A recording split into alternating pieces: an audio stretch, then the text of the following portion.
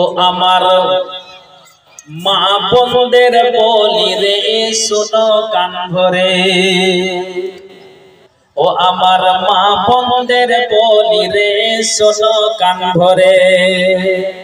স্বামী তোমার গরিব বলে, স্বামী তোমার গরিব বলে জুলুম করো না রে স্বামীর উপরে। ও আমার মা বোনদের বলি রে শোনো কান ভরে। স্বামী তোমার গরিব বলে, স্বামী তোমার গরিব বলে জুলুম করো না রে স্বামীর উপরে। পৃথিবীতে অনেক রকম রয়েছে নারী, এক নারী স্বামীর প্রতি মুখ করেছে ভারী। স্বামী বলে বিবি তোমার মুখটা কেন ভারী, বিবি বলে আজ আমি যাব বাপের বাড়ি।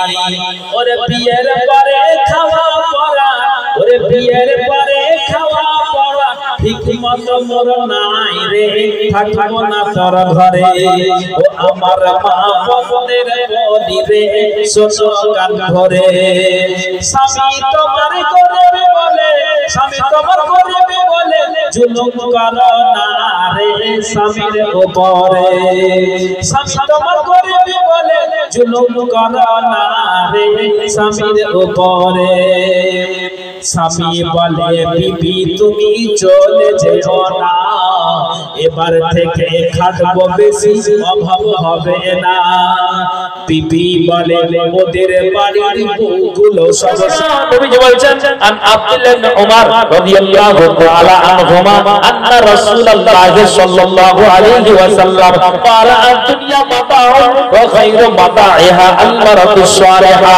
আল্লাহ পাক রাসূল বলছেন শোনো, সমগ্র পৃথিবীটাই সম্পদ, তার চাইতে উত্তম ও কল্যাণকর সম্পদ হচ্ছে তোমার পূর্ণবতী স্ত্রী। এখন আমি আপনাকে বলছি এই মাদ্রাসা যিনি খুলেছেন তিনার নাম হচ্ছে আনোয়ার হোসেন। আনোয়ার হক, আনোয়ার হক ভাইয়ের নাম। আপনারা বিরক্ত হচ্ছেন না জি ভাই? বিরক্ত হচ্ছেন না তো?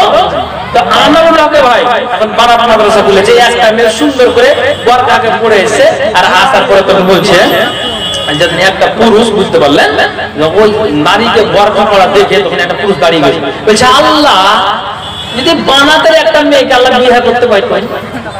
ভালো করে শুনবেন, কে বলছে? একটা পুরুষ বলছে। ওর দিকে যখন লক্ষ্য করে দেখা যাচ্ছে তো তার টাকনুর নিচে প্যান্ট আর আপনার মুছ লম্বা করে ছেঁড়া আছে, তো বাংলাদেশের মেয়ে তোমাকে সাপোর্ট করবে, চড়িয়া লাল করে দিবে। কোরআন আর হাদিসের এখানে চর্চা হচ্ছে, এইরকম বারাত মাদ্রাসা বলেছে। আর তোমার মতো তোমাকে দেখছে যে না তুমি পশ্চিম চিনো না পূর্ব চিনো, তুমি চেনটাকে খুলে দিয়ে দাঁড়িয়ে তুমি বিশ্বাস করছো, আর তুমি চাইছো যে কি একটা বানাতে মেয়েকে পাই। অত সহজ নয়, আপনাকে হতে হবে। আল্লাহ সূরা নূরের ভিতরে কি বলছেন? আল খাবিসাতু ওয়াল খাবিসা, ওই খবিস ওই চোট্টা পুরুষের জন্য স্ত্রী ওরকম মিলবে। আর যদি আল্লাহ রাব্বুল আলামিন তাইয়্যিবা তো লিতাইয়্যিবা, যদি আপনার যদি ছেলে ভালো হয় মেয়ে ভালো হয়, ঠিক আল্লাহ সেরকম পবিত্র নারী আর পুরুষকে আল্লাহ তাআলা মিলিয়ে দিবেন। দেখতে আমি আপনাকে বলছি, এটা বেয়াদবি মাফ করবেন, আপনাকে বলি না, আপনাকে বলি না, আমি বলছি যে আমার এলাকার কথা বলছি। এখনো পর্যন্ত মেয়েটাকে মাথায় কাপড় দেওয়াতে পারেনি, ওকে পারেনি। বলছি আরে ভাই তোকে একটা কথা বলবো, কি আমার গ্রামের বোন সম্পর্কে একটা কথা বলছি, বলো। বলছি যে তুমি সবই তোমার ভালো লাগছে, তোমার রেজাল্ট ভালো আছে, তোমার মানে সবকিছু ভালো, তো তুমি এই ওড়নাটাকে তুমি এইভাবে ঘাড়ের উপরে না দিয়ে ওড়নাটাকে তুমি যদি একটু মানে মাথায় দিয়ে সুন্দর করে শুধু একটু চেহারাটা খোলা রেখে যদি সাইকেলটা চালিয়ে তুমি যদি যাও তাও ভালো হয় না?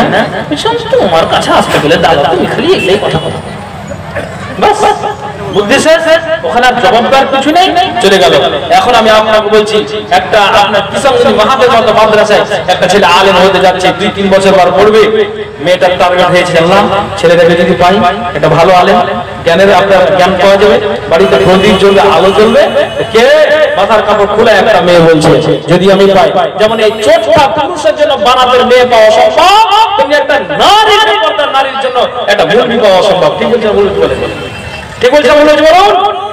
ওই জন্য আপনার এই যে গজলটা ভাইরাল হয়েছে, একটা নারী বলে না, ও আমি চাই গো আমার স্বামী হো হাফেজ মাওলানা, ওই আমি চাই গো আমার স্বামী হো হাফেজ মাওলানা, ওরে বেলাবাজি এমবিবিএস ইঞ্জিনিয়ার চাই না দিনের তামান্না, ওই আমি চাই গো আমার স্বামী হো হাফেজ মাওলানা, যার দিলেতে আছে গাথা আয়াত কোরআন, সর্বদা যার নজর খিয়াল মসজিদের আজান, যার দিলেতে আছে গাথা আয়াত কোরআন, সর্বদা যার নজর খিয়াল মসজিদের আজান, ও যার রুজি রুটি থাকবে হালাল, যার রুজি রুটি থাকবে হালাল, হারাম কোনো থাকবে না দিনের তামান্না, ও আমি চাইবো আমার স্বামী হো হাফেজ মাওলানা, শুক্রবারে জুম্মার নামাজ আসবে যেদিন গো, লুঙ্গি টুপি পাঞ্জাবিতে সাজিয়ে দেব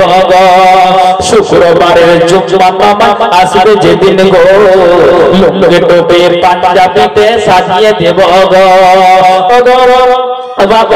শুক্রবারে জুম্মার নামাজ আসবে যেদিন গো, লুঙ্গি টুপি পাঞ্জাবিতে সাজিয়ে দিব গো, আর গর্ব করে বলবো আমি, গর্ব করে বলবো আমি, স্বামীর গাইলা তুলনা দিনের তামান্না, ওই আমি চাই গো আমার স্বামী হো হাফেজ মাওলানা, যার দিলেতে আছে গাথা আয়াত কোরআন, সর্বদা যার নজর খিয়াল মসজিদের আজান, ও যার রুজি রুটি থাকবে হালাল, হারাম কোনো থাকবে না দিনের তামান্না, ওই আমি চাই গো আমার স্বামী হো হাফেজ মাওলানা। লম্বা আছে তাহলে, হ্যাঁ আমি তো এটা বুঝতে পারছি যে মালাকুল মউত আর 10 মিনিট পরে হাজির হবে, ওটা জানি আমি। এবার ভালো করে শুনবেন, আমি আপনাকে যেটা বুঝাতে চাইছি একটু লক্ষ্য করে শুনেন। কয়েকটা হাদিস বলে আমার ভাই যখন মানে যে সময় দিয়েছে সময়কে নষ্ট করে লাভ নেই। আর দুইজন বক্তা, দুইজন যে বক্তা আছে তো দুইজনকে বললে আপনাকে কি বলবো বুঝতে পারলেন, মানে ওরাকে যদি মানে দুজনকে যদি 3বার 4বার ফাড়েন তো আমি শেষ হবো, এত মোটা দুজন বসে আছে। আমার বন্ধু মানুষের যেটা বলে দিলাম, বুঝতে পারছেন তো? তো বর্তমানে আরাম করছে, আমার পরে ইনশাআল্লাহ একের পরে এক আসবে। আমি একটা শুধু হাদিস বলি, আল্লাহ পাকের রাসূল বলছেন শুনো, তুমি যদি সন্তুষ্ট অর্জনের মানে আল্লাহ পাকের রাসূল বলছেন শুনো, যে নবীজি আমার বলছেন যে দিনারুন আনফাকতাহু ফি সাবিলিল্লাহ, ভালো করে শুনবেন। আবু হুরায়রা থেকে হাদিসটি বর্ণিত, নবীজি বলছেন একটি দিনার তুমি আল্লাহর রাস্তাতে খরচ করেছো, একটু শুনে নাও হাদিসটা, একটি দেনার তুমি আজাদকৃত দাসের জন্য খরচ করেছো, দুটো হলো। একটি দেনার তুমি মিসকিনকে দান করেছো, তিনটা হলো। তারপরে একটি দেনার তুমি তোমার স্ত্রীর জন্য পরিবারের জন্য খরচ করেছো। নবীজি বলছেন আল্লাযী আযামহু আজরান আনফাকতাহু ফি আহলি, আল্লাহ পাক রাসূল বলছেন একটি দেনার আল্লাহর রাস্তায়, একটি দেনার তুমি আজাদকৃত দাসের জন্য, একটি দেনার তুমি ফকির মিসকিনকে দান করেছো। এই তিন প্রকারের দান আর দেনার গুলিকে খরচ করা তার সবচেয়ে উত্তম হলো ওটাই যে তুমি তোমার বিবির পিছনে খরচ করবে। নবীজি বললেন এটাই হলো সবচেয়ে উত্তম। আল্লাহ পাকের রাসূল আরেকটা হাদিসে বলেছেন তুমি যদি 10 টাকার 20 টাকার, মা বোনেরা বেশিরভাগ অধিকাংশ নারীরা আপনার জন্য ঝাল খাবারগুলোকে পছন্দ করে, আপনার বিবি যদি ঝাল খাবারকে পছন্দ করে, আপনি বাজার থেকে 10 টাকার ঝালমুড়ি নিয়ে গেলেন, পেঁয়াজ নিয়ে গেলেন, আলুর চপ নিয়ে গেলেন, ডিম চপ নিয়ে গেলেন, আপনি বারবার উঠিয়ে বলছেন ওরে রহি বারবা উঠো, তোমার জন্য আপনার লাহির গ্রাম থেকে খাবারটাকে নিয়ে এসেছি। নবীজি বলছেন এই পুরুষটা ঠিক যেন সংসারে আপনার ভালোবাসাটাকে রাখার জন্য ওখান থেকে বাজার করে আপনার যে বিবির মুখে নবীজি বলছেন তুলে দেয়, এটা আপনার আল্লাহর সন্তুষ্টি অর্জনের জন্য।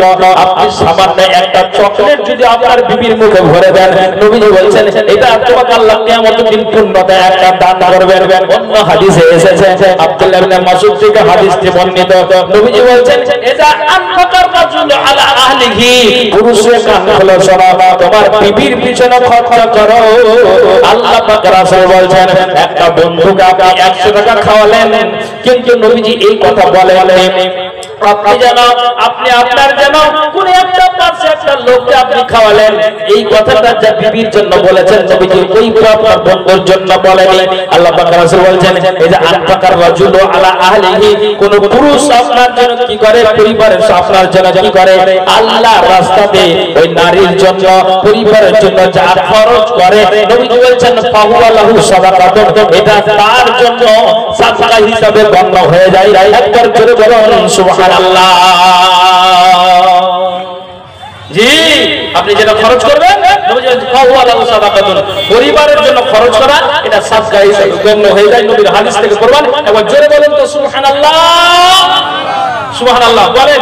এরপর থেকে নারীরা যদি কোনো কিছু ভুল করে দেয় তাহলে আমরা কিন্তু রহমতের নজরে, মানে আমরা রহমতের দৃষ্টিতে দেখবো, একটু ভুল হতে গেলে আমরা সেটাকে ম্যানেজ করে নিয়ে তাকে মহব্বতের ভালোবাসার সংসারকে ভালো করে চালাবো। বলেন তো ইনশাআল্লাহ এটা কাজ করবো? বলেন বলেন বলেন না জি? দেখে কে কইছে বাড়ি যেই গরম হবে। আচ্ছা বলেন ইনশাআল্লাহ। আমি আপনাকে বলতে চাইছি যে আমি যদি আগে ঠিক হই তাহলে ঠিক নারীরা সোজা জায়গায় চলে আসবে। শুরুতে একটা হাদিস বলেছি যে বাম পাজের হাড্ডি থেকে সৃষ্টি করা যায়, যদি তাকে সোজা করতে যাও তাহলে ভেঙে যাবে। রাসূল বলছেন আর যদি তাকে যদি এমনি ছেড়ে দাও তাহলে পাকাই থাকে। সুতরাং আল্লাহ তাআলা ইসলাউ সুবিন নিসায়ে খারা, তোমরা নারীর সাথে সৎ ব্যবহার করো, ঠিক সংসারে ঠিক চলে যাবে। তা নারী তো সেরকম হতে হবে। তার মানে এতগুলি নাম যে পুরুষদেরকে বলে গেলাম, তাহলে নারী যদি ওই রকমের হয় লূত নবীর স্ত্রীর মতো, নূহ নবীর স্ত্রীর মতো, সংসার ঠিক থাকবে? অত সোজা কথা নয়। অনেক কিছু কথা আছে বন্ধু, কিন্তু ঘন্টা বেজে গিয়েছে, ঘন্টা বেজে গিয়েছে। আমি আপনাকে বলছি যে এটা আপনার মাদ্রাসা আনোয়ারুল হক খুলে রেখেছেন, যারা আপনারা এই জায়গাতে আছেন আমি আপনাকে একটা কথা বলবো যে ভাইজান যা বলছি এটা আল্লাহর ওয়াস্তে এই কথাগুলো শুনে